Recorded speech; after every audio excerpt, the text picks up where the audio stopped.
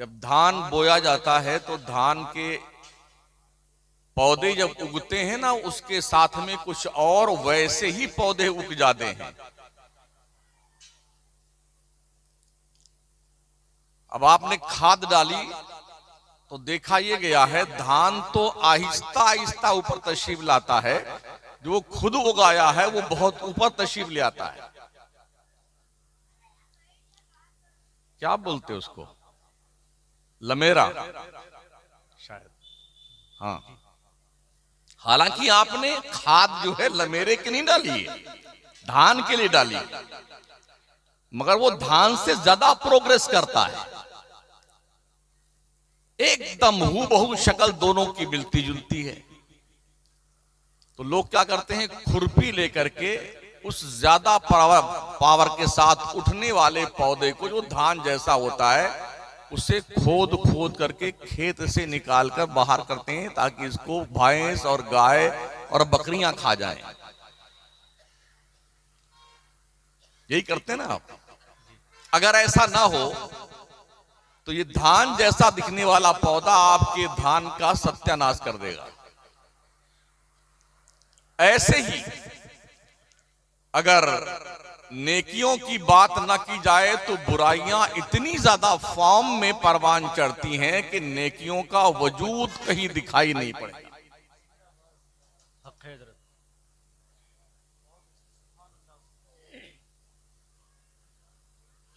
वैसे भी हमारी कौम को सोए हुए 100 साल का जमाना गुजर रहा है।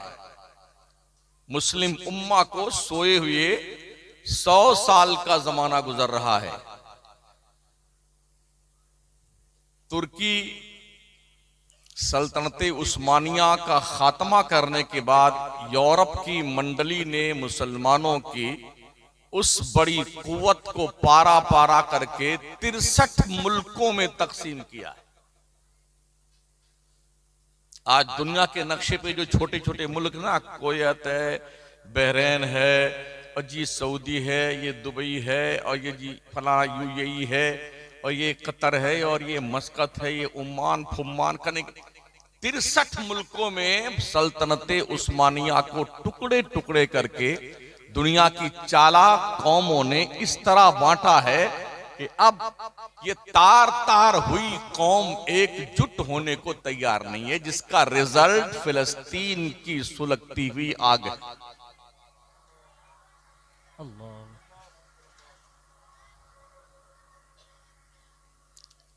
दुनिया के 3 बर्रे आजम पर हम हुकूमत करते थे, 3 बर्रे आजम पर बैक वक्त। आज उस कौम का हाल यह है कि उसके आंसू बहने वाले कोई पूछने वाला नहीं। ये हमारे खुद के हाथ की कमाई है। हमें जो भी मुसीबत पहुंचती है ना, वो हमारे आमाल का नतीजा है।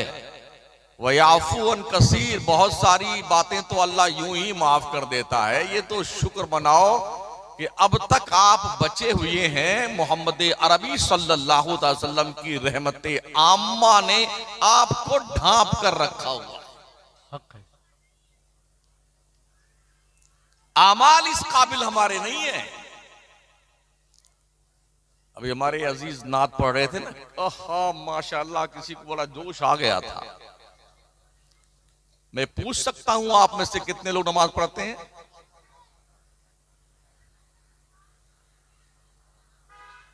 यहां पर इमाम लोग तो होंगे ही मस्जिद के। हजरत कितने नमाजी आपके मस्जिद में?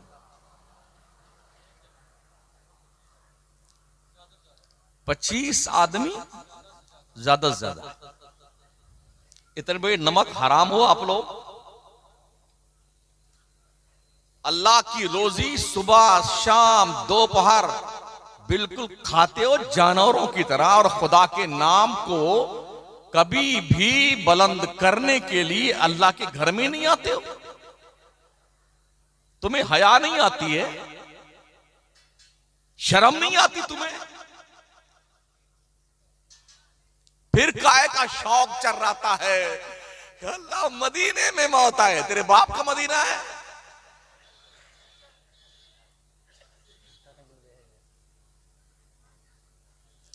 हर लफ्ज पे गाली बकना, गीबत करना, चुगली करना, बुराई करना, इसका लूटना, मेड़ जोत लेना, खेत खा जाना, और जी जनाबी वाला मुकदमे पे मुकदमे लड़ते रहना। गन्ना तोड़कर खेत किसी और का है, तोड़ के आप खाए जा रहे हैं।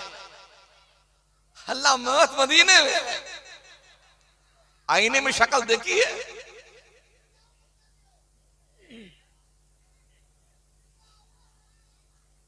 क्या लॉजिक है यार।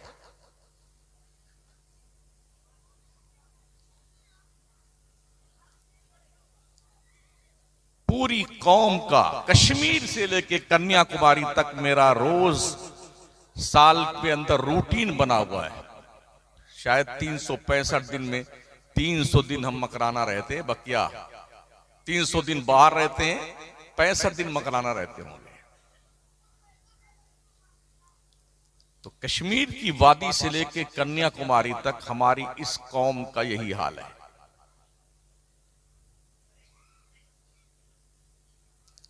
जुमा भी नहीं पढ़ते हैं बेटे, और दावा क्या है, हम जन्नत में जरूर जाएंगे। लिखवा के लाए हैं। अगर आपने जन्नत की प्रॉपर्टी का बैनामा करवाया, मुझे बता दीजिए आप। ओरिजिनल कॉपी ना सही, फोटो कॉपी दिखा दीजिए।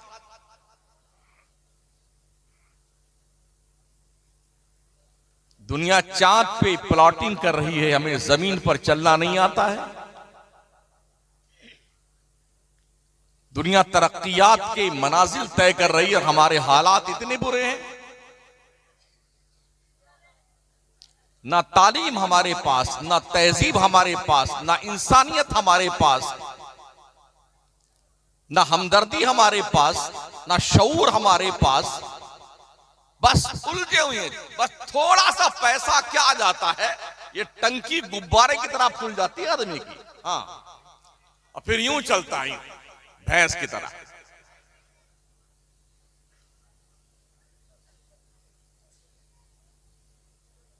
अब तक अगर मर करके कोई अपनी कब्र में 2-4 रुपया लेके गया, मुझे बताओ आप। कफन में जेब नहीं होती है? होती है। हमने तो अब तक कफन में जेब नहीं देखा है। अगर आपके गांव में कफन में जेब होती, मुझे बता दीजिए कि अब्बा हुजूर के कफन में 2-4 लाख रुपए इस जेब में रख देंगे, 2-4 इस जेब में अंदर जाकर के अपना परचेटिंग करेंगे हमारे अब्बा हुजूर खबर शरीफ। ऐसा कुछ है? और वैसे भी अगर दौलत का नशा सवार होने लगे, या इस टंकी पर गुरूर घमंड की चर्बी चढ़ने लग जाए, तो अपने गांव के कब्रिस्तान में जो अब तक जा चुके हैं, उनकी कब्रों के पास अकेले जाकर के एक बार खैरियत पूछ के आना। अब्बा हुजूर कैसे हैं आप? दादाजी कैसे हो? इस काली कोठरी में आपको नींद आती है? बिस्तर नहीं बिछाया गया आपकी कब्र में, कब्र की नंगी पीठ पर नया नया कपड़ा पहना के आपको लिटा दिया गया। कैसे हैं आप? इस बेंच के गद्दों पे नींद नहीं आती थी, यहां नींद आती है। पंखा भी हमने नहीं लगाया तुम्हारी कब्र में। गर्मी गर्मी लगती है अब्बा जी। और सरपंच साहब कैसे आप हैं? प्रधान जी मिजाज शरीफ खैरियत से है आपका? अभी जो जिंदा है उनकी बात नहीं करता हूं, जो अंदर जाते उनकी बात कर रहा हूं। हाँ, अल्लाह सलामत रखे, जिंदा रखे लोगों को। लेकिन जो जा चुके उनसे पूछो आप अकेले में जाकर। कब्रों से जवाब तो कुछ नहीं आएगा, अलबत्ता तुम्हारे दिमाग की चूलें हिल जाएंगी अगर एहसास है तो।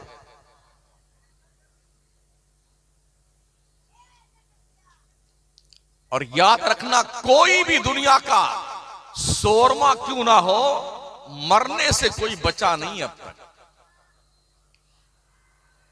चाहे कितना चौड़ा होके चलिए, फॉर्च्यूनर में चलिए और सोने की जंजीर पहन लीजिए, सोने की अंगूठी 10 उंगलियों में ठूंस लीजिए, हाँ, और दिन भर तीतर बटेर खाइए, काजू पिस्ता बादाम और जी वो चिलगोजा खुरमानी, मरोगे एक दिन जरूर।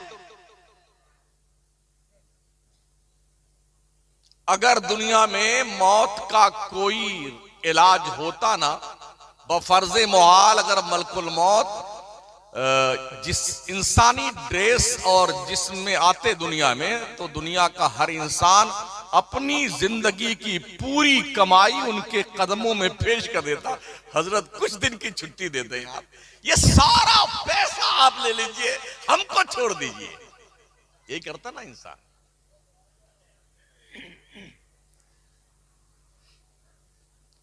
दोस्तों, बुजुर्गों, साथियों, हमने अपनी इस उम्र में अरबपतियों को किराए के मकान में रहते देखा है। आज के 35 साल पहले जो अरबपति थे, आज हमने उन्हें किराए के मकान में रहते देखा है। और जो फुटपाथ पर रहते थे वो शानदार बंगलों में रह रहे हैं। ये दुनिया है। कल जो अरबपति था आज मंगता है, और कल जो मंगता था आज अरबपति है। इसी का नाम दुनिया है। तो इस खप्त में मत मुतला रहना कि हम हमेशा मालदार रहेंगे, इम्पॉसिबल है। कोई हमेशा एक हालत में नहीं रहता है।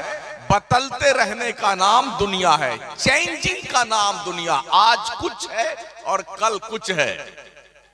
सुना आपने अभी मुल्क शाम का जो सदर था, अपना मुल्क छोड़ के भागकर दूसरे मुल्क में पनाह लिया है। जिसका बाप भी मुल्क शाम का सदर था, हाफिजुल असद, बेटा भी बशारुल असद मुल्क शाम का सदर था। गुज़िश्ता तकरीबन 35-30 साल से बाप बेटे हाकिम थे मुल्क शाम के। लेकिन जब जुल्म की इंतहा की उन बदबख्तों ने और इनकलाब पैदा हुआ उस मुल्क के अंदर, तो अब भागकर अपना मुल्क छोड़ करके रूस जाके पनाह लिए। बिल्कुल चुपचाप, बिल्कुल चोर की तरह जाके बैठा हुआ है। जब मुल्कों के बादशाह और सदरे ममलकत, जो ऐवाने ममलकत में जिनके सामने कोई जल्दी सांस जोर से नहीं लेता था, अल्लाह की जब लाठी पड़ती है ना, तो अच्छे अच्छों की नसें ढीली हो जाती है।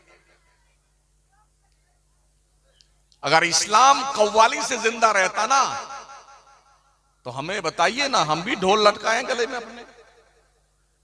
हमारे ये मौलाना लोग भी ढोल बजाएं बैठ के। कोई हारमोनिया ले आएगा, कोई बेंजू ले आए, कोई टुनटुनिया लेके बजाए, अगर कव्वाली से इस्लाम जिंदा है।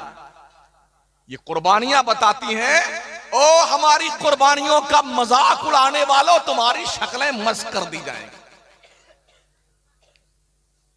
होना तो ये चाहिए था, बच्चा बूढ़ा दोनों और जवान तीनों मिलकर के पांचों वक्त अल्लाह के घर में हाजिरी देते, नमाजें पढ़ते, औरतें घर में अल्लाह की बंदगी करती। होना तो ये चाहिए था, पर्दे का एहतमाम होता माओ बहनों का।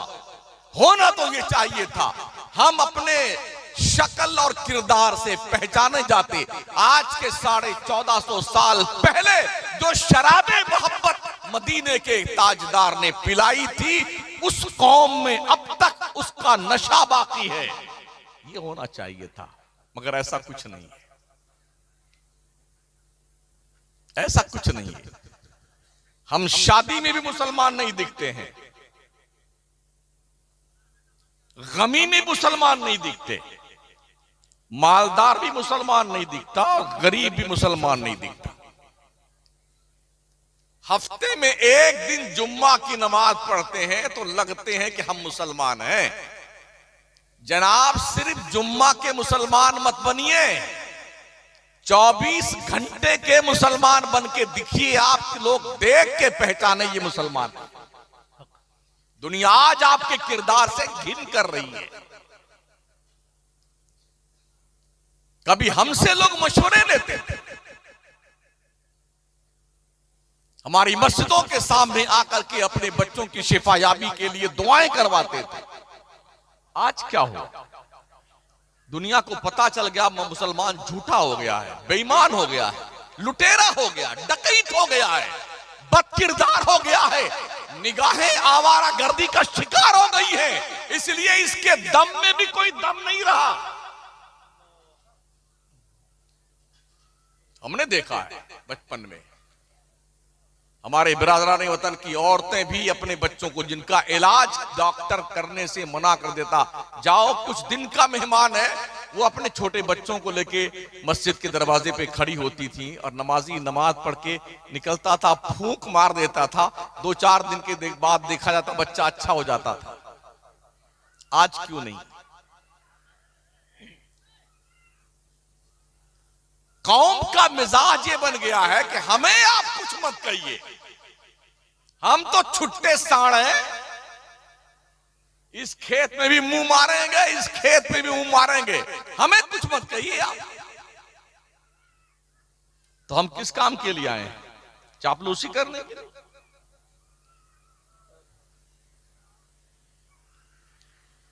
आपकी दावत खाने आए इतनी दूर से हम? हमारे पास जन्नत का टिकट नहीं है और किसी के बाप के पास भी जन्नत का टिकट नहीं है। कान खोल के सुन लो, कोई पीर साहब, कोई मौलाना साहब, कोई हजरत हुजूर साहब जो है ना आज की तारीख में, कोई जन्नत का जिम्मेदार नहीं है। अपने रब को राजी कर, जब तेरा घर सो जाए और मुसल्ला चुपके से उठा करके वजू करके तेरे सजदे हो, तेरे रब की बारगाह हो और अपने रब के गुणगान कर, ताकि तेरे घर में रब की रहमतें और बरकतें नाज़िल हो। अब परेशान जब होता है ना मुसलमान, हजरत कोई तावीज बना दीजिए। बाराई शरीफ गए तो हमने देखा गाजी मियां सरकार के दरवाजे से लेके मजार तक इतना धागा, चूड़ी, ताला और नाड़ा, रिबान और फीता, जने क्या क्या बांध रखा मर्दूदों ने। क्या है ये? अल्लाह वालों की जालियां इसी काम के लिए हैं।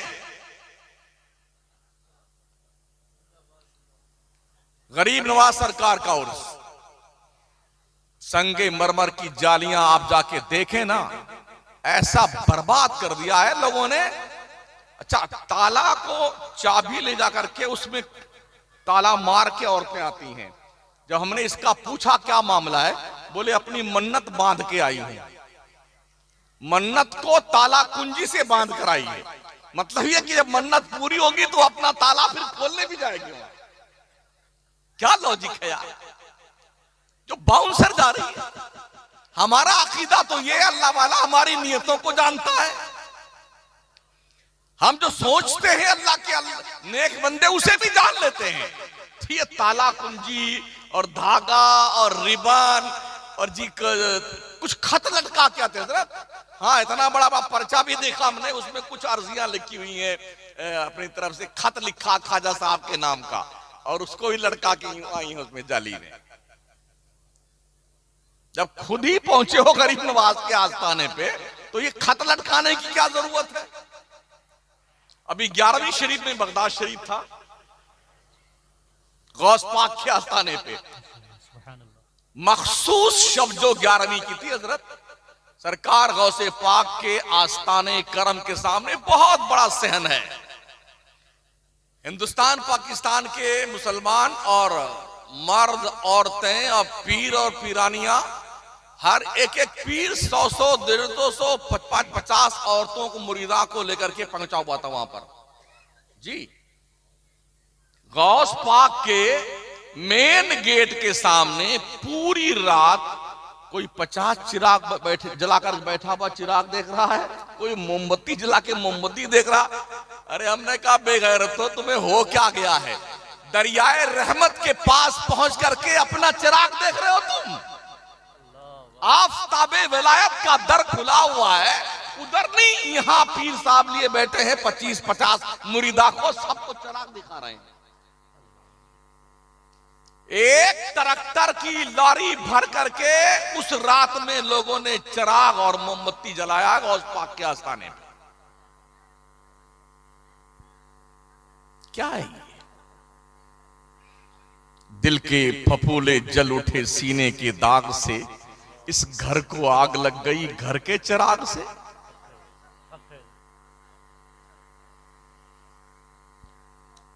अगर आपने अपनी जिम्मेदारी आज महसूस नहीं की तो नस्लें आपको भूल जाएंगी कि आप हैं कौन और कौन थे।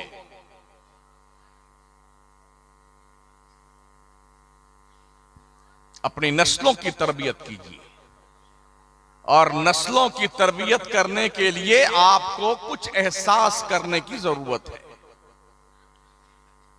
ये शराब पी करके कव्वाली गाने वाले कव्वाल, जुमा तक न पढ़ने वाले, नमाज से करीब न जाने वाले, मजहब इस्लाम का मजाक उड़ाने वाले आकर के स्टेज पे बैठते हैं और लोग इतनी बड़ी बड़ी दाढ़ी रखाकर नीचे, क्या बात है बाबा, क्या बात है, शर्म नहीं आती बेहया?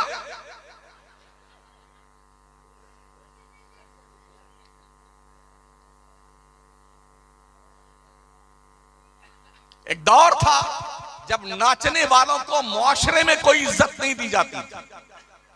कोई भी नचनिया मुहज्जब सोसाइटी में कुर्सी पे बैठ नहीं सकता था। आज स्टेज पर नाचने वाला नाचता है और इज्जतदार लोग जलील होके नीचे बैठते हैं। और कितने लौंडे और लौंडिया ऑटोग्राफ लेती उन नचनियों गवैयों से। सोचिए आप कहां थे और कहां पहुंच गए, जिल्लत के खड्डे में गिरे हुए। मुल्क पर हम जाते हैं, देखा हमने जो झूले उसमें कूदने वाले थे, झूले कूदने वाले बुर्का पहन पहन के हमारी माई बहनें उस झूले पे कूदती हुई दिखी है मुझे। हाँ,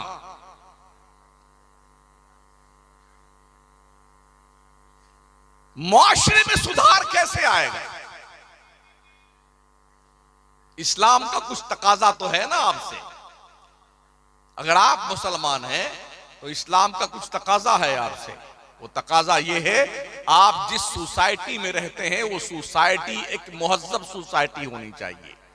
ग्रेजुएट, पढ़ी लिखी, बड़ों की इज्जत करने वाली, छोटों से प्यार करने वाली, सच बोलने वाली, फैसले सही करने वाली एक ऐसी सोसाइटी का मुतालबा इस्लाम करता है मुसलमानों से।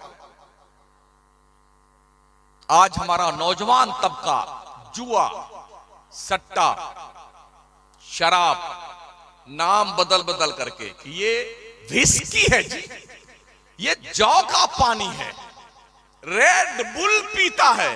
पीले बेटे पीले, जब तुझे जहन्नम का अंगारा पिघला के पिलाया जाएगा तब तुझे पता चलेगा। अभी तेरे को एहसास नहीं जवानी के नशे में चूर है ना। ये भी ध्यान रखना। ओ जवानों और बूढ़ों, क्या तुमने पैरालिसिस होते हुए इंसानों को नहीं देखा है? हमारे शहर में, हमारी मस्जिद के खजांची महोदय, दो भाई, बंटवारा हुआ, एक दुकान उसको उधर मिली, एक दुकान इधर मिली, दोनों बीमार चल रहे थे सर, और रोज लड़ते थे दिन में 2 मरतबा दोनों भाई कि इसने 1 इंच इसने ज्यादा ले लिया, उसने कहा 1 इंच इसने ज्यादा ले लिया। गुज़िश्ता तकरीबन 10 से 12 साल से दोनों लड़ते रहे। पिछले जुमेरात को एक भाई इंतकाल हुआ, बाद वाली जुमेरात आई तो दूसरा तशरीफ ले गया। हाँ, और दोनों की कब्र आस पास बनाई गई। हमने कहा अल्लाह कहीं अब ये इधर भी जगह न करने लग जाए दोनों। उधर तो लड़ते रहे 1 इंच की जमीन के लिए।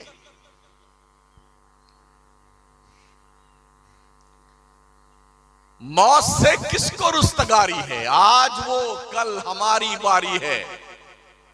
हमने जवानों को भी मरते देखा है, बच्चों को भी मरते देखा है, और बूढ़ों को भी मरते देखा है। मौत किसी पे रहम नहीं खाती है। चाहे कितना रोएं आप, आंसू बहते बहते आंखें फट जाए आपकी, मगर मलकुल मौत किसी पे तरस नहीं खाती।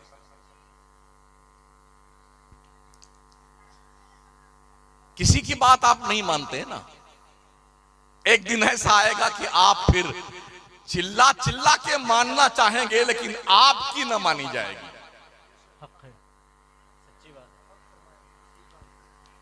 कुरान मुकद्दस उठाइए, अल्लाह फरमाता वअनफिकू मिम्मा रज़क़नाकुम मिन क़ब्लि अन यातिया अहदकुमुल मौत। अल्लाह की दी हुई रोजी में से अल्लाह के रास्ते में कुछ खर्च किया करो, इससे पहले कि तेरी मौत आ जाए।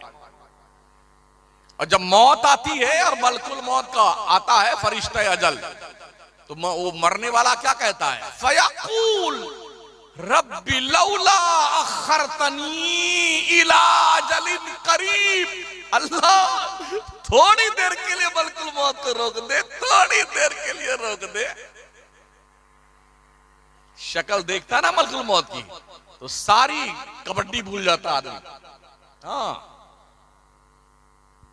जिस तरह से किसी के नाम का वारंट जारी हो जाए और पुलिस वाले की शक्ल देख करके आदमी कहां कहां छुपता फिरता नहीं फिरता है। अरे पुलिस आ गई, पकड़ ले जाएगी, वारंट जारी हुआ हमारे नाम का, वहां छुपता है जहां बकरी बांधी जाती है। लेकिन जब पुलिस ईमानदारी से काम करने लगती है तो क्या कोई बचता है मुजरिम? ये अलग बात है कि हमारे मुल्क में 100-100 रुपए पे लोग नजरअंदाज कर देते हैं। 100 रुपया दे दीजिए रेलवे में, आप जो है जनरल टिकट भी नहीं लिए हुए हैं तो एसी में हमारे पुलिस वाले जीआरपी वाले वो बिठा के लेके आते, बैठिए 100 रुपये दीजिए हम। लेकिन क्या ऐसा मलकुल मौत के साथ आप कर सकते हैं कि हज़रत थोड़ा छोड़ दीजिए? फयक़ूल, बंदा पुकारेगा अल्लाह रब्बी लौला अख़रतनी इला अजलिन करीब, थोड़ी देर के लिए मलकुल मौत को रोक दे। किस लिए? क्या कहता बंदा? फ़अस्सद्दक़ व अकुम मिनस सालिहीन। अल्लाह मैं सदका कर लूं, खैरात कर लूं, नेकियां कर लूं, परहेजगार बन जाऊं। तो 80 साल से घास छिल रहे थे, 90 साल की उम्र हो गई, 80 साल की उम्र हो गई, अब तक नेक बनने का शौक नहीं चल रहा था। शक्ल मलकुल मौत की देखी है तो डरने लग गया। रब फरमाता वलन युअख्खिर अल्लाहु नफ्सन इज़ा जाअ अजलुहा। मौत का एक वक्त मुतय्यन है, अपने वक्त से ना एक सेकंड पहले आएगी ना एक सेकंड बाद में आएगी। वल्लाहु खबीरुम बिमा तामलून।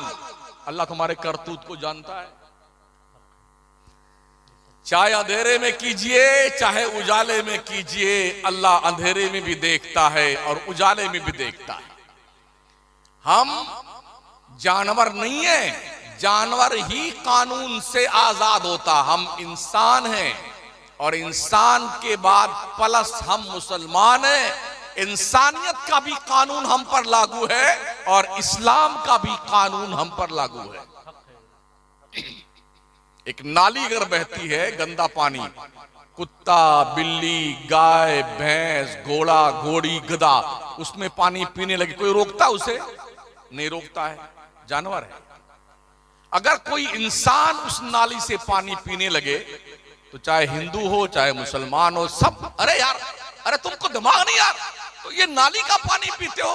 और फिर भी अगर वो नहीं मानता है, पीना चाहता है, तो लोग क्या कहेंगे? शायद इसका कुछ ढीला हो गया है, पागल हो गया, दिमाग सरक गया इसका। पता चला इंसान के लिए कुछ कानून है, मुसलमान के लिए इंसानियत के साथ मुसलमान का, इस्लाम का भी कानून है। दोहरी पाबंदी आपके लिए है और जिम्मेदारी आपकी डबल बनती है कि आपके मुआशरे के अंदर ऐसे अफराद ना पनपने पाए जिनसे माहौल खराब हो, बुराइयां पनपे। शादी ब्याह हो जाए, ओहो डीजे आ रहे हैं साहब, डीजे। लोग मौलाना हमारा पैसा है, आपका क्या जाता? हमारा तो कुछ नहीं जाता बेटे, जाता तो तुम्हारा ही है,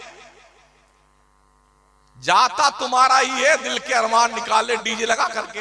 हमने ऐसे भी दूल्हे देखे हैं, लोगों ने दिल के अरमान खूब निकाले और दूल्हा अपनी ससुराल तक नहीं पहुंच पाया, रास्ते में ही टंकर ने लात मारा, आग लग गई गाड़ी में, दूल्हा तशरीफ ले गया इस दुनिया से उस दुनिया में।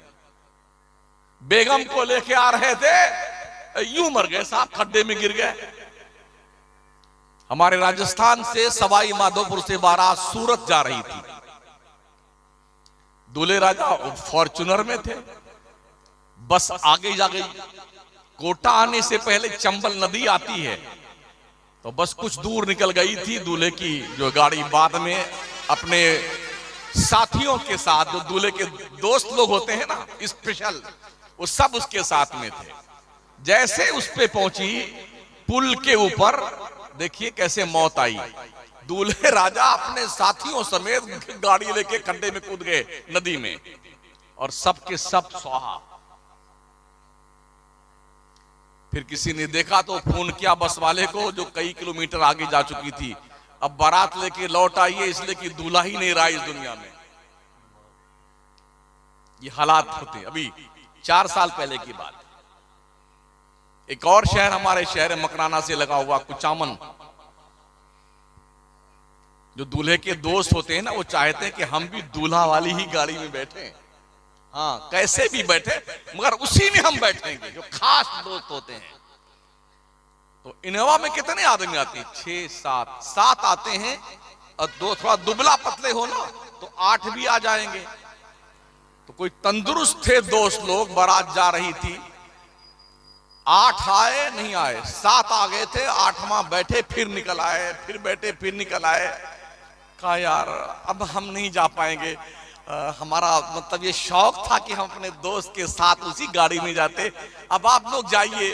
उतरा बेचारा, बहुत देर तक बहुत अफसोस के साथ खड़ा रहा। वो गाड़ी चली गई। 2 घंटे बाद खबर आई कि वही गाड़ी का एक्सीडेंट हो गया जिसमें दूल्हे राजा थे, और 7 के 7 ट्रांसफर हो गए। जब इसको खबर लगी तो ये बेहोश हो गया सुनकर के हजरत। अरे अल्लाह तेरा बहुत बहुत शुक्र है, अच्छा हुआ मैं मोटा था, आया नहीं, अंदर बच गया। अच्छा हुआ मैं गाड़ी में नहीं आया। ये कोई कहानी नहीं है, ये हकीकत है।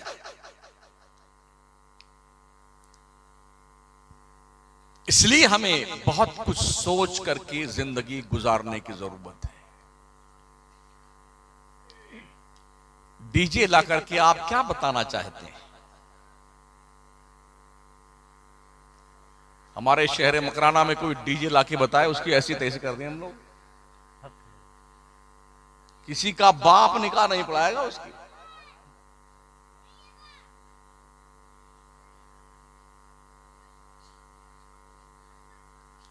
ये जिम्मेदारी कौन समझेगा? जो बड़े बुजुर्ग लोग घर के हैं ना, जो घर के मुखिया लोग हैं, उन्हें चाहिए कि वो अपनी जिम्मेदारी महसूस करें। शादियां डीजे से नहीं होती हैं। इंसान बन के रहिए, जानवर बन के मत रहिए। इतना तेज डीजे बजता है कि अटैक का मरीज मर जाए सुन करके उसकी आवाज को। एक अच्छा खासा मुआशरा एकदम बेचारा इतना ज्यादा प्रभावित उससे हो जाता है, डर के खौफ ज्यादा हो जाता है, उसकी आवाज कान में लोग उंगली ठूस लेते हैं, इतना तेज बजाते हैं लोग डीजे। तो क्या मतलब ये डीजे बजा के तुम पड़ोसियों को तकलीफ देना चाहते हो? इस्लाम तो ये कहता है अगर रास्ते में कांटा पड़ा हुआ है तो उस कांटे को हटा दो, इस नियत से कि किसी को चुभ ना जाए। अल्लाह इस कांटा को हटाने पे तुम्हें सदका का सवाब अता फरमाएगा। कोई पत्थर पड़ा हुआ है, उसे इस नियत से हटा दो किसी को ठोकर लगकर तकलीफ ना पहुंचे, अल्लाह तुम्हें सवाब देगा। बजाय सवाब लेने के अच्छे खासे मुआशरे को शोर मचा करके डीजे का उसकी नींद हराम करते हो। कितने बड़े जालिम हो तुम लोग। हुकूमत की जिम्मेदारी इस एंगल से बनती है कि डीजे पर सामूहिक तौर पर पूरे मुल्क में पाबंदी लगनी चाहिए, इसलिए कि डीजे किसी एक विशेष वर्ग के लिए नहीं है बल्कि पूरे मुल्क को प्रभावित करता है और अपना असर छोड़ता है। मरीज को डीजे नहीं देखता कि हिंदू मर रहा है कि मुसलमान मर रहा है, उसे मरना ही है उसकी आवाज पर। ये सोचने की जरूरत है। और ये सोच कब आएगी? जब आप पढ़े लिखे होंगे तब। हमारे यहां पढ़ता कौन है? 12वीं पास करते करते बाई ग्रेस पास होता है हमारा मुसलमान। हाँ, और बाई ग्रेस पास होने पे भी घर में लड्डू बने। हमारा गुड्डू बाई ग्रेस पास हुआ है, इसको पता ही नहीं बाई ग्रेस किसे कहते हैं। अरे धक्का मार के पास किया गया भाई साहब, मेहनत से पास नहीं हुआ है, बाई ग्रेस। इस पे क्या का लड्डू बांटते हैं? मरारा के सादात का एक सेंटेंस है ना, आधी रोटी खाइए बच्चों को पढ़ाइए। जिस मुआशरे में तालीम नहीं होगी उस मुआशरे का इंसान जंगली जानवर की तरह होता है। पढ़िए, गौसे आजम फरमाते दरस्तुल इल्म हत्ता सिरतु कुतबा, पढ़ता रहा मैं, पढ़ता रहा, पढ़ते पढ़ते पोस्ट ग्रेजुएट बन गया। गौस पाक फरमाते हैं इस्लाम जिहालत का मज़हब नहीं है, इस्लाम असाक्षरता का मज़हब नहीं है, अज्ञानता का धर्म इस्लाम नहीं है। इस्लाम के धार्मिक पुस्तक कुरान का पहला मैसेज जब अल्लाह का बंदों के नाम आया तो क्वालिफिकेशन का पैगाम था, इकरा, पढ़िए। अगर आप पढ़ते नहीं हैं तो इसका मतलब कहीं ना कहीं फॉल्ट जरूर आप हैं। 12वीं तक बच्चा पढ़ते पढ़ते 14% मुस्लिम नौजवान ड्रॉप आउट कर जाते हैं, नहीं पढ़ना है। तो घर वाले क्या कहें? जाओ मुंबई चले जाओ, कलकत्ता चले जाओ, जाके कहीं किसी उसमें एक्सपोर्ट के कारखाने में सिलाई करना, धागाई काटना, और नहीं कोई नौकरी मिले तो टेबल साफ करना किसी चाय की दुकान पे, कुछ कमा के भेजोगे तो सही। जो उम्र पढ़ने की होती है उस उम्र में आपका बच्चा कमाने जाता है। एक ऐसी तहरीक चलनी चाहिए, गली कूचे में अगर कोई बच्चा खेलता मिले तो उसके हाथ पैर को रस्सी से बांध करके स्कूल में छोड़ के आ जाओ उसे। ओ दौलतमंदों और बुजुर्गों के नाम पर कव्वालियों का धूम मचाने वालों, लोगों शर्म करो। ये पैसे कौम के अनपढ़ बच्चों पे खर्च करो, अल्लाह का बंदा ज्यादा खुश होगा तुम्हारे इस किरदार से, ये कब्र में सोया हुआ है। सच्ची बात है, माशाअल्लाह। हुकूमत भी स्लोगन देती है, अंगूठा टेक रहे ना एक, गाय भैंस चराएंगे फिर भी पढ़ने जाएंगे, सास बहू एक साथ पढ़ेगी, महिला अनपढ़ नहीं रहेगी। ओ गंवार मुसलमानों, जाहिल मुसलमानों, अनपढ़ मुसलमानों, असाक्षर मुसलमानों, तुम्हें कब होश आएगा कि पढ़ना चाहिए?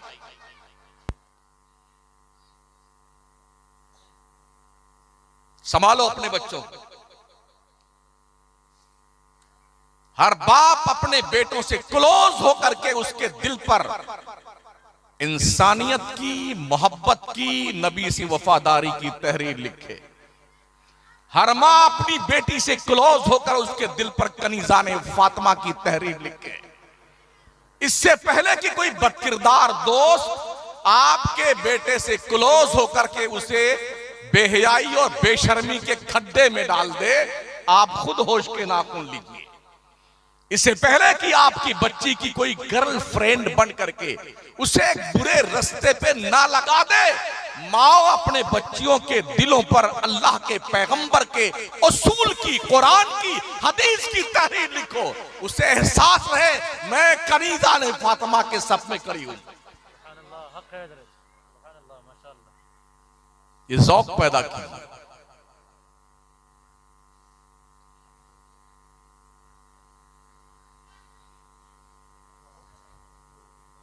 दोस्ताने मोहतरम, अभी आज ही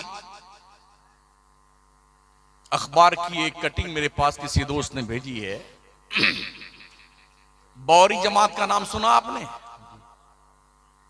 जिनके मुल्ला के जलसे में हमारे देश के पीएम इज्जत माप नरेंद्र मोदी साहब भी तशरीफ ले गए थे और बैठ करके वहां कुरान हाथ में लिए हुए थे। उस बौरी जमात ने यह फैसला किया है 15 साल की उम्र से छोटे बच्चे और बच्चियों को मोबाइल नहीं देना है।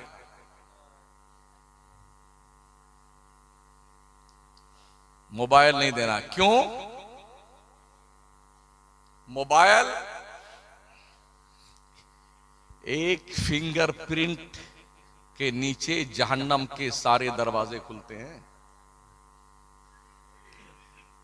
बच्चे कितने शार्प माइंड है, पैदा हो रहे हैं, 8-8, 9-9 महीने के हैं, वो भी मोबाइल की जो तड़प में आंखें बहाने लगते हैं।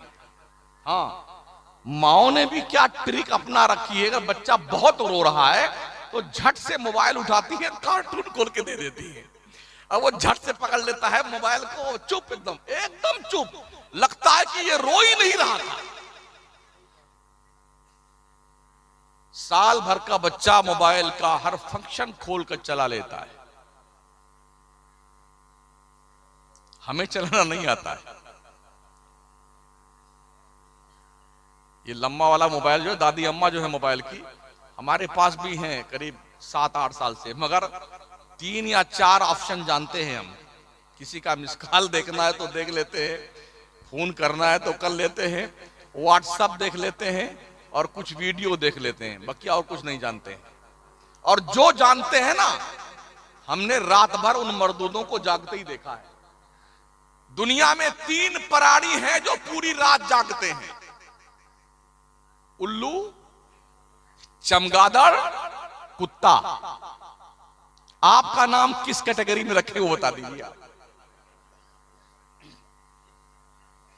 आप बताओ, उल्लू के कैटेगरी में रखे, चमगादड़ वाले में रखे, या फिर डॉगी साहब के?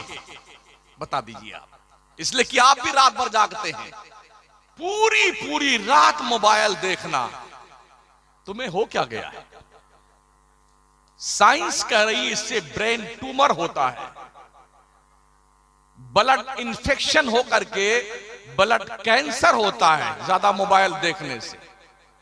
आदमी की आंखों की रोशनी खत्म होती है, आंखों का नासूर पैदा होता है। साइंस ये कहती है मोबाइल के जो रोशनी आपकी आंखों पे मुर्तसिम होती है, उससे आदमी जल्दी अंधा हो जाता है।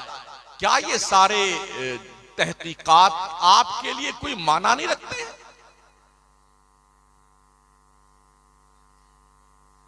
एक ये भी है,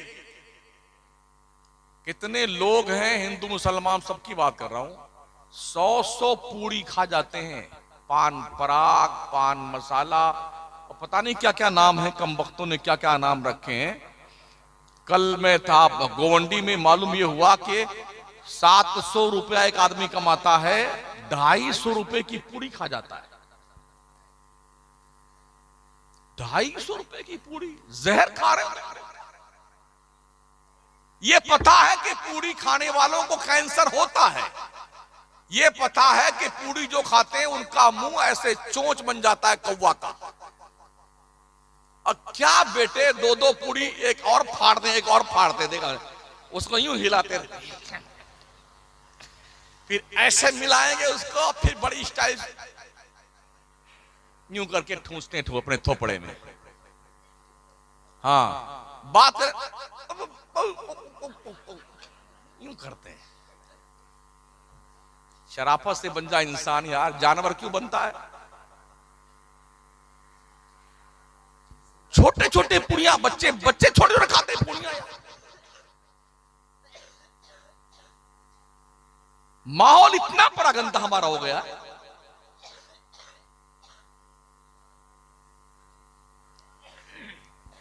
अगर आपने अपनी जिम्मेदारी महसूस ना की तो ये ध्यान रखना, ये नस्ल जो आ रही है ना, ये आपकी नहीं है। 2000 में अभी एक वीडियो किसी ने भेजा मेरे पास में, एक खूबसूरत बंगला बाप ने मां ने सब मिलके शान बड़ी कमाई के साथ बनाया था। मेरे ख्याल से कोई 1.5 से 2 करोड़ का बंगला होगा। आज की तारीख में उसमें कबूतर आराम फरमा रहे हैं। कोई अमेरिका है, कोई बर्तानिया है, कोई लंदन, कोई झांकने नहीं आता कि अब्बा हुजूर ने कितनी मेहनत से ये 2 करोड़ का बंगला बनाया था। ये हालत है साथी। खुश रहना सीखिए। आपके पास बहुत ज्यादा पैसा नहीं है ना, कोई बात नहीं। अगर हमारे पास रोटी खाने के लिए पैसा है, खुश रहिए इसमें। किसी से अपना कंपेयर मत कीजिए, यार ये अरबपति करोड़पति है, मैं गरीब आदमी हूं। अपनी गरीबी में खुश रहो यार, इसी में ठीक रहेगा आपका। कंपेयर करेंगे दिमाग खराब होगा आपका, चोरी करने का हौसला पैदा होगा, डकैती करेंगे आप, लूट मार करेंगे। किसी की गाड़ी दे करके आप तमन्ना मत कीजिए कि आहा, कोई मतलब नहीं। हमारे रब ने हमें हाथ पैर सलामत दिए, बहुत बड़ा करम अल्लाह का है। पैदल चलिए ना यार, क्या दिक्कत आती है। हमारे बुजुर्ग जो थे वो बैलगाड़ी पे चलते थे। इतना हम भी जानते हैं, जब कोई साइकिल लेके आया था, जब हम 5-7 साल के थे, तो उसकी साइकिल की जियारत करने वाले बहुत सारे लोग जाते थे साइकिल देखने के लिए। फिर मोटरसाइकिल आई, तो उस मोटरसाइकिल के पीछे लो जब धुआं निकलता था, उसका धुआं सूंघने के लिए बच्चे भागते थे। देखा है आपने? नहीं देखा है माहौल? हमने भी देखा है। फिर गाड़ियों पे गाड़ियां, अब कोई कुछ ले आए, कोई कुछ नहीं देखता भोगता, सब अपने अपने हाल में मस्त है। अगर कुछ लोग यही सोचते हैं कि लोग हमको देखे, इतनी फुर्सत किसी को नहीं कि आपको देखे कि आप कौन लाट साहब हैं। हर शख्स को अपनी पड़ी हुई है, 99 का चक्कर लगा हुआ है। अगर 4 बच्चियां पैदा हो गई हैं तो उनके रिश्ते ढूंढने हैं, पढ़ाना है, लिखाना है, जहेज का इंतजाम करना है, वरना कौम के डाकुओं की तोंद भरने के लिए अगर पैसे नहीं आए ना, हाँ डाकुओं के, किसी का लड़का पढ़ लिख लिया ना, तो बोले हमारा गुड्डू डॉक्टर बन गया है, तो अब पूरा पैसा डॉक्टरी का ससुराल से उसे क्या मंगता, ससुराल वालों से पूरा पैसा वसूलता है, भिखारी कहीं का। इतना गिर गया इंसान।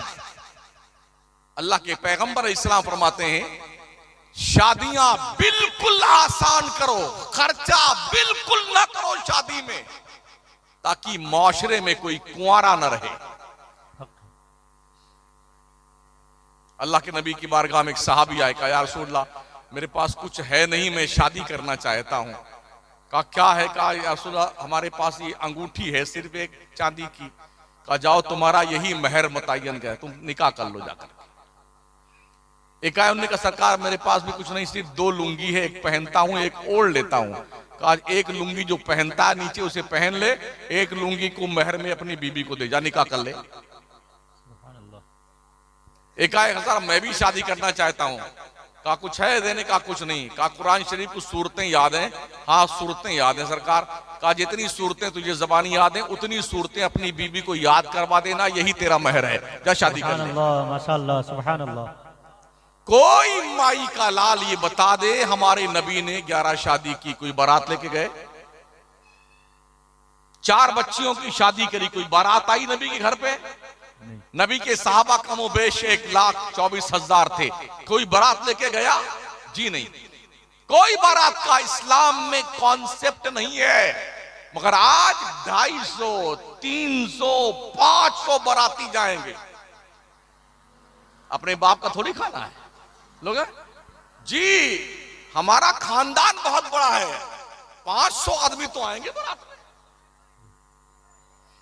ये धौंस भी देता बेटा। हाँ। और फिर जो जितने गांव इलाके की जो सबसे बढ़िया बढ़िया गाड़ियां होगी, स्कॉर्पियो जी, तो स्कॉर्पियो की लाइन 25 स्कॉर्पियो लग जाएंगी, ये बताने के लिए कि मैं 25 स्कॉर्पियो बारात में लेके गया था। मंगते कहीं के कल्लाज भिखारी। अब लोगों को छुट्टी नहीं है ना, किसी को बारात जाने की फुर्सत कहां इस जमाने में। हमने देखा हमारे गौरव चुकी में एक दिन चौराहे पे खड़े हुए थे, 25 गाड़ियां थी हजरत, 10 में तो आदमी थे और 15 में आदमी नहीं थे, ड्राइवर था, किसी में एक बच्चा था, किसी में वो भी नहीं था, मगर वो 25 लेके गया बेहया बारात। अगर ये खुराफात के खर्चे खत्म कर दिए जाएं तो शायद बहुत सारे माँ बाप जहर खा के मरने से बच जाएंगे। हक है हजरत, बिल्कुल सच्ची बात है, बहुत अच्छी से, सुभान अल्लाह। समझ रहे हैं? बहुत सारे माँ बाप रात भर उसे चैन की नींद नहीं आती है बाप को और माँ को, जिसके 2-4 बच्चियां जवान हो जाएं। हमारा मुआशरा कितना गंदा हो चुका है यार। अगर किसी औरत के 2-3 लड़कियां पैदा हो गई तो पूरा खानदान, अरे नक्कटी कहां से आई, लड़की लड़की पैदा करती है, मर नहीं जाती है। क्या होगा तुम्हें? लड़की लड़का कोई इंसान देता है किसी को? हमने देखा है अरब पतियों को, बड़ी दवा कर ली, लंदन, अमेरिका, बर्तानिया, कनाडा, जर्मनी, अल्लाह ने नहीं देना तो नहीं दिया। हक है। और जिसके घर में खाने के वादे हैं वहां एक नहीं 10-10 हैं। हम 2 हमारे 15, चिंकी पिंकी लहेक महक डबलू चकलू गुड्डू पप्पू। चड्डी है तो बनियाइन नहीं, बनियाइन है तो चड्डी नहीं, रोटी मिली तो चटनी नहीं, चटनी मिली तो रोटी नहीं, पी पी कर दे। ये दोनों नली चालू रहती हैं। ऐसे पहुंचता है, कभी अंदर चला जाता है और सब पल जाते हैं। लकी शॉट है। लड़का लड़की को इंसान नहीं देता है, औरत नहीं देती है। अल्लाह फरमाता है यह बोले मैं ये शाओ इनासा वह यह बोले मैं ये शाओ ज़ुकूर औ युज़व्विजुहुम ज़ुकराना व इनासा वह चलो मैं ये शाओ अकीमा।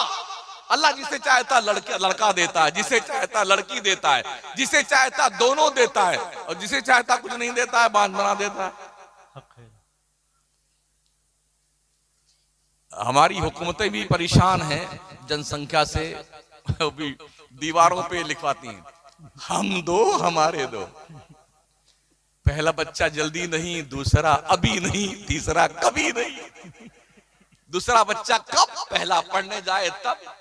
अच्छा, एक साथ अगर 2-3 पैदा हो गए फिर क्या करोगे? ये ऐसे भी रिकॉर्ड है ना। कई ऐसी माएं हैं जो 3-3 बच्चे उनके एक साथ पैदा हो गए। 2 बच्चे पहले से थे, 2 एक साथ आके 4 हो गए, क्या करोगे? हम तो हमारे 2, हम तो हमारे 4 हो गए। ये इंसान के बस की बात नहीं है। आदमी जब अपनी औकात से बाहर निकल करके कुदरत के मामलात में इंटरफियर करता है तो अल्लाह का अताब आता है। हक है। ये भी कानून है, अगर किसी के 3 बच्चे हो गए तो उसे नौकरी नहीं मिलेगी, सरकारी नौकरी नहीं मिलेगी, कोई भी हो, देश का कानून है। अब कानून का बहरहाल पालन तो करना ही करना लोगों को। तो बेचारे डर के मारे वो तीसरा नहीं होना चाहिए, तीसरा नहीं होना चाहिए। तो कौम के डाकुओं के डर से कितने बाप और मां हमने देखे हैं बच्चियों समेत जहर खा के मर गए। नदी में कूद के जान दे दी बच्ची को साथ में लेकर के कि कहां से पैसा लाएंगे लोग, जो है पैसा और गाड़ी, वो भी गाड़ी फटफटिया में भी, वो भी बुलेट मांगता है मरदूद। हाँ जी जी। और 4 पहिया की मांगता है, ललका रुमाल लगा के दे बेटा दुल्हा। गुंगवा बाबा कम वक्त बोलता तक नहीं उस दिन है, अम्मा घर ने समझा दिया है बोलना नहीं आज तुमको। जो आसपास फकीर रहते ना बैठे हुए, जिनको शहबाला बोल वही बोलते, अरे लड़की के बाद तो बुलाइए ना, इस फकीरता कुछ दे दे जाए आकर। जिन्होंने अब तक शादियां नहीं करी हैं, जो लाइन में है, उनसे मैं कहूंगा जब तुम्हारी शादी आए तो तुम मंगता मत बनना। हक है। हाँ, बहुत अच्छी सलाह है। अगर तुम्हारी अम्मा तुम्हारे अब्बा नहीं मानते हैं तो जैसे कल बारात जानी है आज बंबई भाग जाना। सही है, बिल्कुल सही है। अब ले जाओ बारात, किसकी ले जाओ? अब मैं दुल्हन के घर वालों के सामने मंगता बनता है, क्या बढ़िया झूमर उड़ता है, फूल वाला हार गजरा लड़का, और हाथ में भी उसका गुलाब का गुलदस्ता होता है, यूं अदब से चलता है पहने में, आज है चले हैं दूल्हे राजा। अरे पहुंच के मांग रहा भिखारी, दूल्हा इतना भिखारी होता है?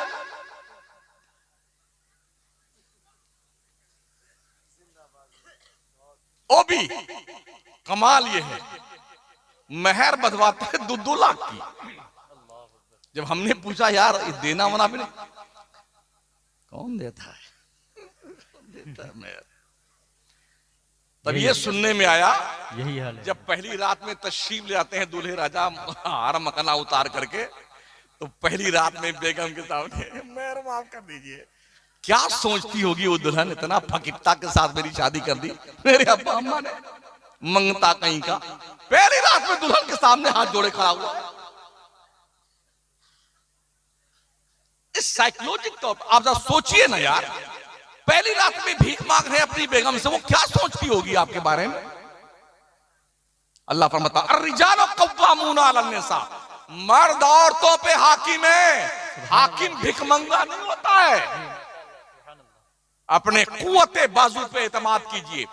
और ओ लड़कियों वालों, लड़का बस ये देखो कि इज्जतदार हो, सुन्नी हो, कोई बुरा लक्षण ना हो उसके अंदर, इज्जत से रोटी कमाता हो 2 वक्त की, शादी कर दो उसकी।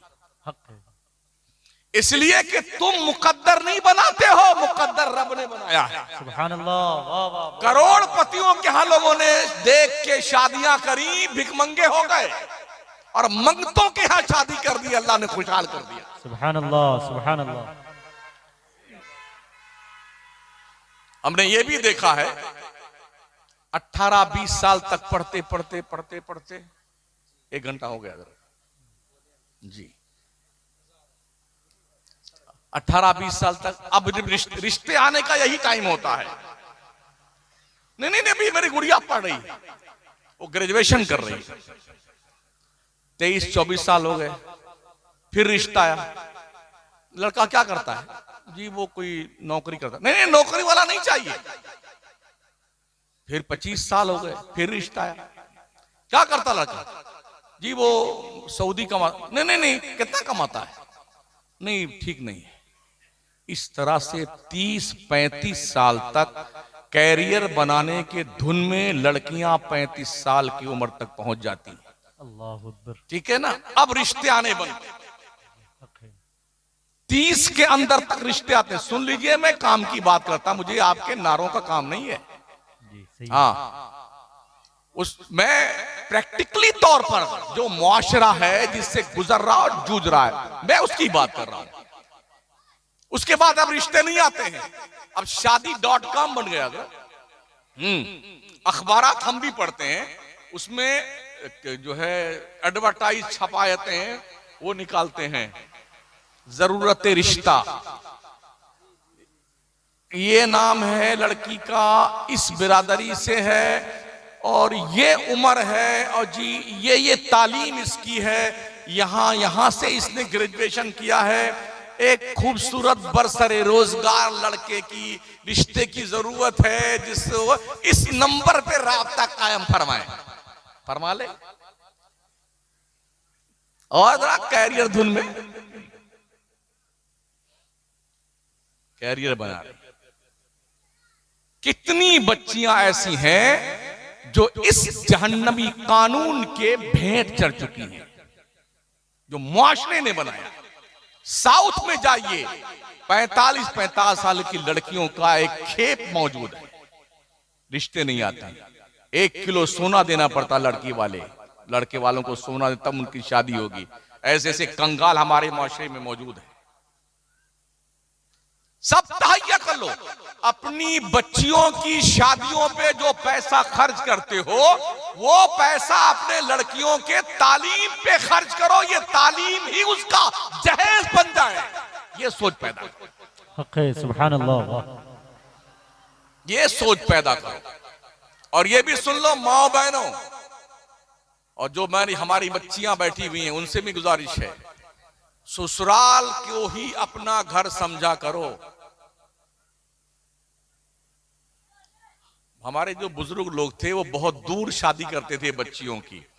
जब हमने अपने परदादा से पूछा था इतनी दूर क्यों शादी कर दी फूफी की, बोले इसलिए इतनी दूर शादी किया बेटा कि अगर कुछ टुन्न पुन्न उधर हो जाए तो कम से कम 15 दिन लग जाए हमारे तक खबर आने में, तब तक मामला ठंडा पड़ जाएगा। हक है। और अब किचन में है, रोटी बेल रही। अम्मी, अरे भैया को भेजना, मैं नहीं रहूंगी इस घर में। आज तो सासू ने ये कह दिया, ससुर ने ये कह दिया।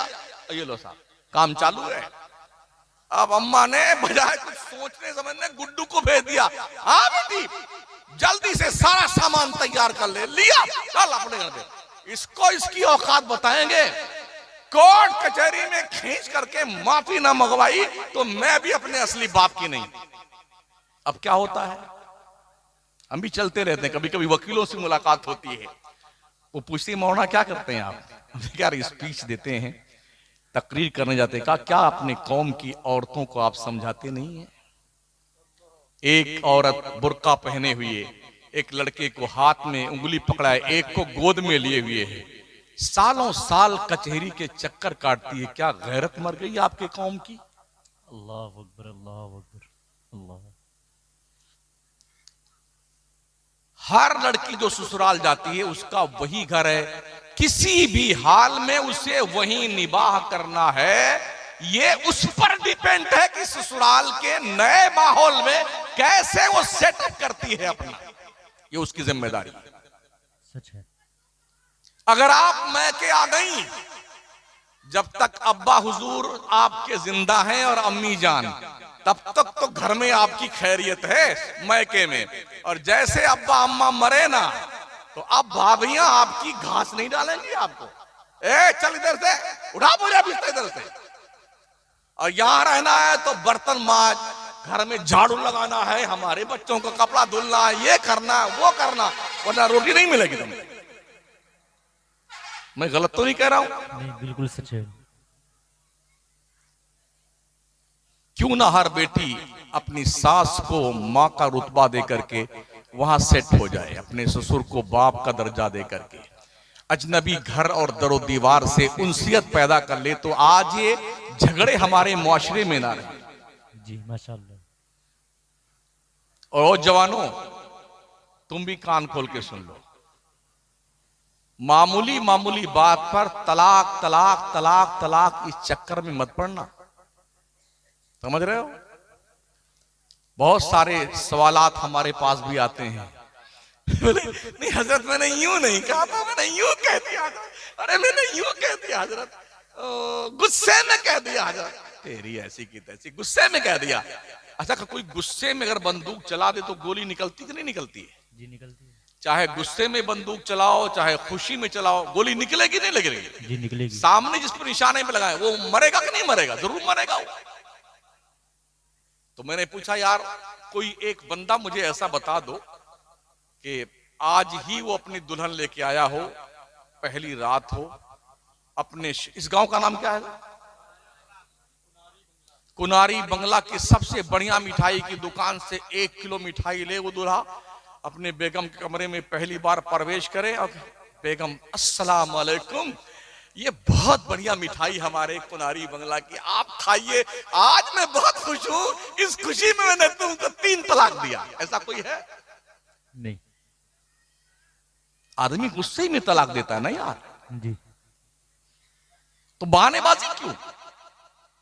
तलाक का मैटर इतना अहम है, जिस दिन आपकी शादी की तैयारी और तारीख शुरू हो ना, उसी दिन से किसी मौलाना साहब के पास, इमाम साहब के पास बैठ करके शादी के मसले सीखिए, मसले। समझ रहे हैं? ताकि तुम्हें पता चले कि बीवी का हक क्या होता है शौहर पर, और शौहर का हक क्या होता है उसकी बीवी पर। ये कुछ सीखता नहीं आदमी, बस आवाज अब धूम से रहेंगे और इस तरह जिंदगी गुजरेगी। ऐसी जिंदगियां जहन्नम बन जाती, 2 खानदानों में दरार पैदा हो जाती। अच्छा, एक बुराई हमारे यूपी में ये भी है, बोले हम लड़का वाले हैं तो हमारा रुतबा बड़ा बुलंद है, ये लड़की वाला ये हमसे नीचा है। ये कहां लिखा हुआ भाई साहब? ये कहां लिखा हुआ कौन सी किताब में कि लड़की वाला छोटा है लड़का वाला बड़ा है? कहीं नहीं है। ये सब फ्रॉड और झूठ है, झूठ। रिश्तों की कदर कीजिए, बड़ों की इज्जत कीजिए, छोटों से प्यार कीजिए। मेरे नबी फरमाते मल्लम यरहम सगीरना वलम युअक्किर कबीरना फलैसा मिन्ना, जो हमारे बड़ों की इज्जत नहीं करता, छोटों से प्यार नहीं करता, वो हमारी सोसाइटी का मेंबर नहीं है। मेरे आका फरमाते अकरीबू करीमा कुल्ला कौमिन, हर मजहब के बड़े का आदर कीजिए, सम्मान कीजिए, इज्जत कीजिए, इससे आपकी इज्जत घटेगी नहीं, अल्लाह आपकी इज्जत में चार चांद लगाएगा। माशाअल्लाह, सुभान अल्लाह, वाह। नजरों को हयादार बनाइए, आवारा नहीं, किसी की बहन बेटियों की तरफ गलत नजर ना उठाइए, ये इस्लाम का मैसेज है।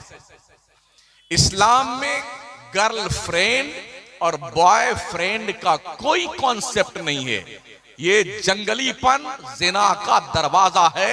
इसलिए इन बुरी बातों से हमारी बच्चियों को भी दूर रहने की जरूरत और हमारे बच्चों को भी दूर रहने की जरूरत है।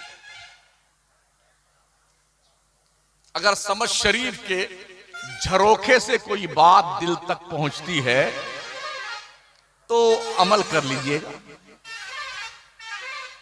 और फिर मैं कहूंगा, इन बुजुर्गों की कुर्बानियों को, उनकी कुर्बानियों का मजाक मत उड़ाओ।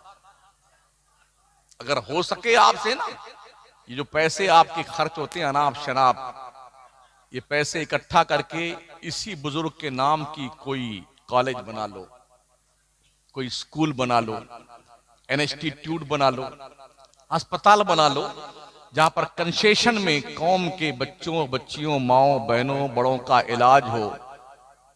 अच्छा रहेगा आपके लिए। अभी मैं पिछले 2 महीना पहले रायपुर में तकरीर करने गया, छत्तीसगढ़ की राजधानी में। एक बुजुर्ग का बहुत बड़ा आस्थाना है, तो बहुत बड़ा कैंपस उनका, बिल्डिंग शानदार बनी हुई, 8 दिन का उर्स करते हैं। 8 दिन का, 8 दिन में क्या करते हैं वो पता है आपको? कहीं आग के इस्ट्रा आता है, ये पता नहीं क्या बला है, मुझे पता नहीं आग के इस्ट्रा क्या होता है। कव्वालियां होती हैं, एक दिन रात में लास्ट में तकरीर होती है। इस बार मेरा नंबर आ गया, मैंने वो दे मचाई ना उनकी। मैंने कहा बुलाना अगली बार, चाहे मत बुलाना, मुझे शौक नहीं चल रहा था तकरीर करने का, मगर जो मैं समझाना चाहता हूं कौम को, जो मैसेज देना है वो मैं दे के जाऊंगा। मेरे पास जन्नत का कोई टिकट नहीं कि जन्नत बांट के जाऊं, चाहे तुम जुम्मा ना पढ़ो और तुम ही जन्नत में जाओगे। मेरे बाप को ही पता नहीं कौन जन्नत में जाएगा कौन नहीं जाएगा, मैं तुम्हें कैसे बता दूं जन्नत में जाओगे तो। बहुत बुरी तरह से उनकी क्लास लगाई मैंने कमेटी वालों की। मैंने कहा इतना बड़ा कैंपस है, क्या मुस्लिम कौम की बच्चियों के लिए इसमें इंग्लिश मीडियम 12वीं क्लास तक स्कूल नहीं खोल सकते हैं आप? उन्होंने कहा हज़रत अगले साल की तारीख फिर आप नोट कीजिए, अगले साल आप आएंगे तो इस कैंपस में बच्चियों का इंग्लिश मीडियम का 12वीं तक स्कूल खुला हुआ मिलेगा।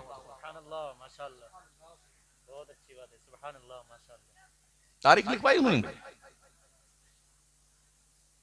एक साहब मुझसे कभी मिले भी नहीं, मेरी तकरीर सुन करके उन्होंने 20 एकड़ जमीन कॉलेज के लिए खरीदी हुई। वो मिलने आए कि अभी आपकी तकरीर से प्रेरित होकर के मैंने कॉलेज बनाने का प्लान बनाया है।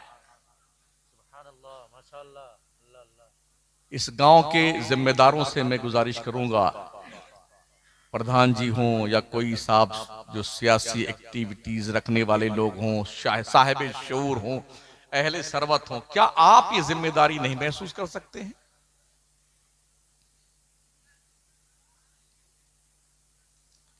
जितने पैसे आप कव्वाली में खर्च करें सब हराम के जाएंगे। कान खोल के सुन लीजिए, सारे पैसे हराम के।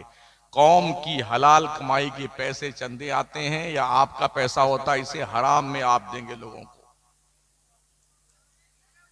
अपनी कौम के बच्चों को पढ़ाइए, बच्चियों को पढ़ाइए, कम से कम 12वीं तक क्लास तक ही आप इंग्लिश मीडियम स्कूल। आज की तारीख में तालीम बहुत बड़ा हथियार है इंसान का।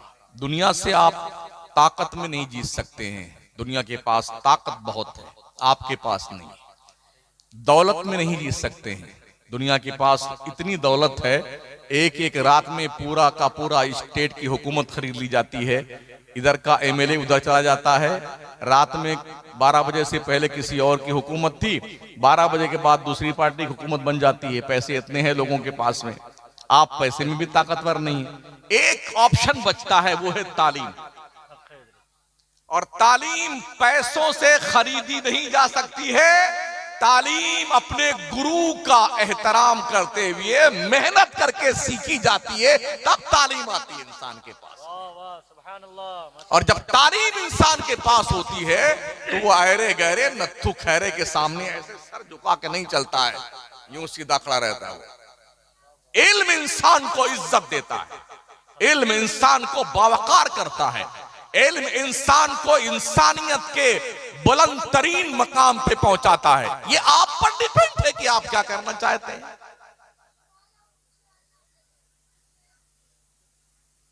आखिरी बात, ये जो छोटे छोटे बच्चे हैं ना, अभी पहली जिम्मेदारी तो ये है इनके हवाले से कि इन तक इस्लाम कैसे आप पहुंचा सकते हैं। बहुत अच्छी बात है। कैसे? वो नॉलेज आपके पास होनी चाहिए कि आपके मरने के बाद आपकी नस्ल मुसलमान तो रहे। दुनिया इस कोशिश में लगी हुई है कि आपके बच्चे मुसलमान न रहे। अर्ज करूं मैं आपसे भी, अभी 2 हफ्ता पहले मैं एक लिटरेचर पढ़ रहा था। एक मुल्क की एक लेडी स्पीच देने वाली धर्म कॉलेज में पढ़ाने आई थी। वो ईसाई थी। जब बच्चों को पढ़ाने आई तो उसका सब्जेक्ट क्या था? उसका सब्जेक्ट था कुरान की तफसीर, ईसाई और कुरान की तफसीर। क्या आप सोच सकते हैं कि एक ईसाई कुरान की तफसीर मुसलमान को कैसे पढ़ाएगा?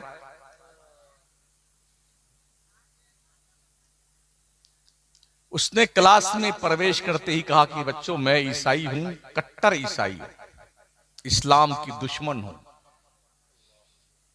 ये मेरा पेशा है। मैं तुम्हें कुरान की तफसीर पढ़ाने आई, ये मेरा पेशा है। क्या आपके बच्चे को एक ईसाई लेडी जो इस्लाम की दुश्मन है, वो आपके बच्चे को कुरान पढ़ाएगी? उस बच्चे को कुरानी आयात के ताल्लुक से कंफ्यूज करेगी। ये गलत है, वो गलत है। और बच्चों के दिल दिमाग पर जो बात बिठा दी जाती है वो मरते दम तक खत्म नहीं होती है। अभी लेटेस्ट 2 महीना पहले एक वीडियो देखी मैंने, इसका असर देखिए। अगर आपके बच्चों को पढ़ाने वाले मुसलमान नहीं हैं, कोई और हैं, तो उसका असर ये देखा गया। कुछ यूनिवर्सिटी के बच्चे मिस्र के म्यूजियम में गए थे, फिरौन की डेड बॉडी के सामने खड़े होकर वो फातिहा मुसलमान के बच्चे पढ़ रहे थे। आपके बच्चों को यह तक नहीं पता है कि फातिहा किसके लिए पढ़ी जाती है।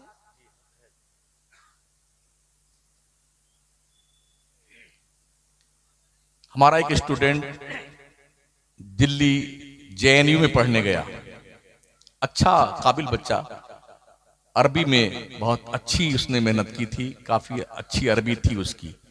जब पढ़ने गया, वो क्लास में पहुंचा तो एक दूसरी बिरादरी की लेडी पढ़ाने आई, दीनियात का सब्जेक्ट पढ़ाने के लिए, जो मुसलमान नहीं थी।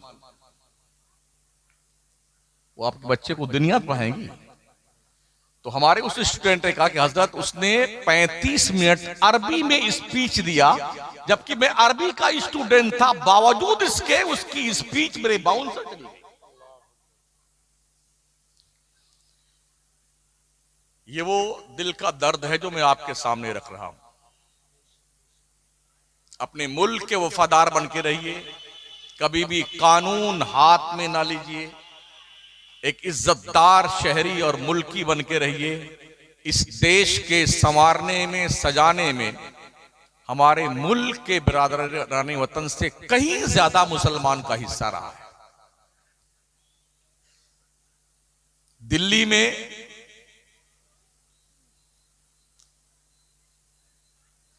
जहां पर नाम लिखा है वीर जवानों का 83,000 लोगों के वहां पर लिखे 83,000 लोगों ने बलिदान दिया है देश की आजादी में। हालांकि बहुत असहाय लोग होंगे।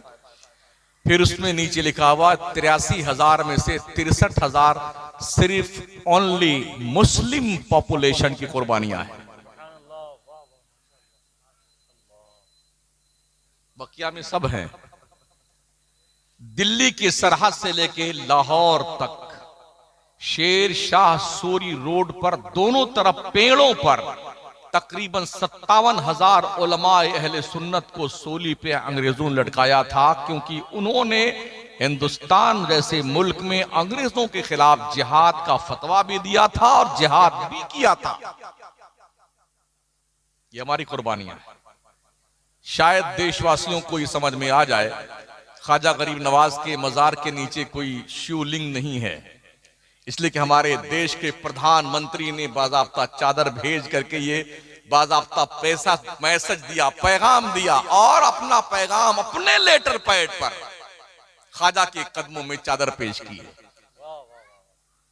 हमारे देश के रोड मंत्री जनाब नितिन गडकरी साहब का भी बाज़ाब्ता तौर पर जो उनके लेटर पैड पर ख्वाजा गरीब नवाज के हवाले से जो उनकी कुर्बानियों का एतराफ किया है गडकरी साहब ने, ये मैसेज है कौम के उन दोस्तों के लिए, बिरादरान वतन के लिए, देश को अमन और शांति की जरूरत है, मोहब्बत प्रेम से रहने की जरूरत है, नफरतों की दीवार तोड़ने की जरूरत है, मोहब्बतों की समंदर का पानी पीने की जरूरत है, ताकि हमारा भारत एक खूबसूरत ताकतवर दुनिया के नक्शे पे मुल्क की हैसियत से पहचाना जाए, जाना जाए और माना जाए। चलते चलते ये अर्ज करूंगा, इस देश की जनता को बार बार लोग डराते हैं, पाकिस्तान आ जाएगा, पाकिस्तान पाकिस्तान। एक मिनट के लिए मेरी बात सुन लें। हमारे मुल्क में 29 स्टेट हैं, ठीक है ना? सिर्फ उत्तर प्रदेश की जो पॉपुलेशन है तकरीबन 23.5 करोड़, इसके बराबर पाकिस्तान की पूरी आबादी भी नहीं है। 137 करोड़ वाले आबादी वाले मुल्क को सिर्फ 22 करोड़ वाले मुल्क पाकिस्तान से डराया जाना, ये जुनून नहीं तो कौन सी अक्लमंदी है? अगर पूरे भारत का इंसान एक बार फूंक मार दे एक साथ, तो पाकिस्तान नक्शे से उड़ जाए। उस पाकिस्तान, पाकिस्तान पाकिस्तान बांग्लादेश, अजीब है, मुझे ताज्जुब होता है यार, हो क्या गया देश के इन सियासी बाजीगरों को कि मुल्क के अंदर इस तरह से जो है वावेला मचा रहे हैं कि पाकिस्तान आ जाएगा, पाकिस्तान आ जाएगा। कोई हैसियत पाकिस्तान के हमारे मुल्क के सामने नहीं है और ना बांग्लादेश की है। बस शर्त यह है हमारे दिमाग के कीड़े निकलने चाहिए। तो अपने बच्चों तक दीन पहुंचाइए और 5 वक्त की नमाज पढ़िए ईमानदारी के साथ, ठीक है? इसलिए कि हर दौलत कोई ले लेगा, बिल्डिंग, जायदाद, फॉर्चुनर, पैसे, वैसे अंगूठी तो मरने से पहले खींच लेते हैं लोग। ये खटाखट निकाला, हार निकाल लिया, बुंदा निकाल लिया, नथनी निकाल ली, झुमका निकाले, सब छीन लिया। बुढ़िया इसे देखती रहती है, चाबी छीन लिया बच्चों ने मरने से पहले। नमाज वो पूंजी आपकी है जो किसी नोमिनी को नहीं मिलेगी। तुम मरोगे ना, तुम्हारी कब्र में तुम्हारी नमाज रोशनी बन के आएगी, उजाला बन के आएगी, आपसे आकर के गुफ्तगू करेगी, तुम मुझे पहचानते हो, मैं नमाज तुम्हारी हूं, तुम्हारी वहशत दूर करने आई हूं। अपने हाथों पे तस्बीह पढ़ा करो, अल्लाह अल्लाह, सुभान अल्लाह, माशा अल्लाह। अल्लाह के नबी अलैहि सलाम का फरमान है, ये पोर आपके रोशन होंगे जब आप कब्र में जाएंगे, और ये पोर अल्लाह के दरबार में आपकी तरफ से गवाही देंगे, मौला तेरी तस्बीह हमारे इन पोरों पे बंदा पढ़ता रहा है। नेकियां कर लें साथियों, गुनाह तो बहुत हो गए हैं, कुछ नेकियां भी कर लें और ये अहद कर लें, मौत बता कर नहीं आती है, अचानक आती है। और ऐसे दबोचती और यूं लेके जाती। ऐनमा तकूनु युदरिकुमुल मौत वलौ कुंतुम फी बुरूजिम मुशय्यदा। तुम चाहे मजबूत किले में बंद हो जाओ, मौत का आहनी पंजा तुम्हारे गले को दबोच कर तुम्हारी रूह निकाल के लेके जाएगा। इसलिए इससे पहले कि मौत आए, नेक बन जाओ, अच्छे बन जाओ, परहेजगार बन जाओ। और इमाम अहले सुन्नत फरमाते हैं, अंधेरा घर, अकेली जान, दम घुटता दिल उकताता, खुदा को याद कर बंदे वो साअत आने वाली है। आज तक कोई किसी की कब्र में नहीं गया है कि अब्बा हमारे मर गए तो हम चलो अब्बा के साथ हम भी कब्र में लेट जाते हैं। बेटा अपने बाप के साथ, बाप अपने बेटे के साथ, बीवी अपने शौहर के साथ, कोई नहीं जाता भाई साहब। रो वो करके जब आंसू खत्म हो जाता है ना, तो एक बूंद नहीं गिरता बस। अब क्या मिना कलकना को बिहाना इदको मिना नुखरजकुम तारतन उखरा। अब आप जानो, आपकी कब्र जाने, हम तो चले बंटवारा करने के लिए। हाँ, ऐसे भी हमने वीडियोस देखे हैं, अभी दफनाया नहीं गया बाप को, वही लटिया चल गई कब्रिस्तान में, दे पटकी पटका भाइयों में। एक बंदा का बाप मरा, अच्छा बेईमानी देखिए, जो बड़ा बच्चा था उसका कागज बनवा लिया उसने वकील से, और ऐसे छुपा कर रख के आखिर में उतरा अब्बा को दफनाने के बाद, उस पर झुक करके उसके अंगूठे को निकाल के अंगूठा लगाना चाहता था मरे हुए बाप का। मलकुल मौत वहीं मौजूद थे। जैसे हाथ निकाला उसके अपने बाप का, मलकुल मौत ने वहीं दबोचा उसका गला। बेटे की डेड बॉडी मरे हुए बाप की डेड बॉडी पे गिर करके तड़प के खामोश हो गई। फिर पता चला इसकी नीयत क्या थी। भाइयों का हक खाने के लिए अपने बाप का अंगूठा लगाना चाहता था। कभी भी ऐसे काम मत करना, किसी का हक मत खाना। याद रखना साथी, अगर कोई शख्स किसी का कर्जा खा के मर गया है, 1 पैसे के बदले में 300 वक्त की मकबूल नमाजें देनी पड़ेंगी जनाब। हाँ, और जिसने 1 वक्त की नमाज जानबूझ के छोड़ दी, उसको 2,86,00,000 साल जहन्नम में जलना पड़ेगा। हिसाब लगा लीजिए अब तक कितनी छोड़ी हैं आपने, वो कितने साल आप जलने वाले जहन्नम में, इसका अंदाजा लगा लीजिए। बस यही हम अपनी तकरीर को फुल स्टॉप देते हैं, इस उम्मीद के साथ शायद कोई बात आपको असर कर जाए तो मुझे डबल सवाब मिल जाएगा, और ना सिंगल तो मेरा कंफर्म हो ही गया है। अगर अल्लाह के यहाँ कहोगे अल्लाह मुझे ये पता नहीं था, मुझे वो, तो ये पता और वो पता कोई कव्वाल नहीं देगा। मौलाना लोग देंगे, इमाम देगा। तो जब झूठ बोलोगे ना अल्लाह के यहाँ, ये दरी, कुर्सी, ये खंबे, ये पिलर, ये लगाया हुआ झूमर, ये मिट्टी, ये पेड़ पौधे, ये सब गवाही अल्लाह से, ये सब झूठे हैं। शमसुद्दीन भी कम से कम 1.25 घंटा चिल्ला के यहां गया है। उलमा बताते रहे, इस कौम ने एक नहीं सुनी मौलाना लोगों की। फिर क्या करोगे, क्या जवाब दोगे अल्लाह को मरने के बाद? हमारा ये हाथ हमारे खिलाफ गवाही देगा, पैर गवाही देगा। जब झूठ बोलना चाहेगा ना बंदा, तो अल्लाह फरमाए अल-यौमा नख्तिमु अला अफवाहिहिम, सूरह यासीन उठाइए, व तुकल्लिमुना अयदीहिम व तशहदु अर्जुलुहुम बिमा कानू यक्सिबून। आज के दिन हम तुम्हारे मुंह पे मुहर लगा देंगे, बोलना बंद। तुम्हारे खिलाफ तुम्हारा हाथ बोलेगा या अल्लाह इस हाथ से इसने ये गुनाह किया था। ये पैर बोलेगा या अल्लाह इस पैर से कहां कहां चल के गया था। आंखें, कान, नाक, रोंगटा रोंगटा हमारे खिलाफ गवाही देगा। फिर क्या करेंगे आप? अब जाइए, खूब इतना बड़ा बड़ा पराठा बना हुआ है, पराठा खाइए, हलवा खाइए और मौज कीजिए। और समझ शरीफ में कुछ बात पहुंची होगी तो अमल कर लीजिएगा, वरना इंशाल्लाह ये कल मोहब्बत की ये दुकान किसी और शहर में लगाऊंगा मैं। हाँ, बस इतना ही आपसे गुजारिश है। थोड़ा कड़वा, थोड़ा खट्टा, थोड़ा मीठा, थोड़ा नमकीन, हमने 1.25 घंटे में आपसे कुछ किया है। और मुझे इस बात का भी शौक नहीं कि अगले साल मुझे फिर बुलाइएगा, वो कोई और मौलाना होगा। हाँ, हम भी धंधा पानी करते हैं, हमारा भी कारोबार बिजनेस है, हमें इसकी परवाह नहीं होती हमको कहाँ का। लेकिन अल्लाह की मेहरबानी देखें, वही लोग हमको ज्यादा बुलाते हैं जिनको हम ज्यादा डांटते हैं। हक है हजरत, बिल्कुल सच।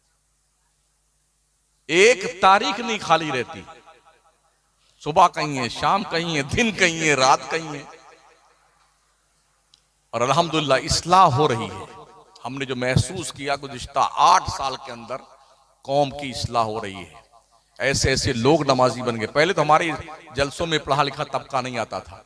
हमने जो महसूस किया, हमारे जलसे में, हमारी तकरीर में कॉलेज के स्टूडेंट बहुत आते हैं, लेक्चरर, प्रोफेसर्स के फोन आते हैं, जजों के फोन आए।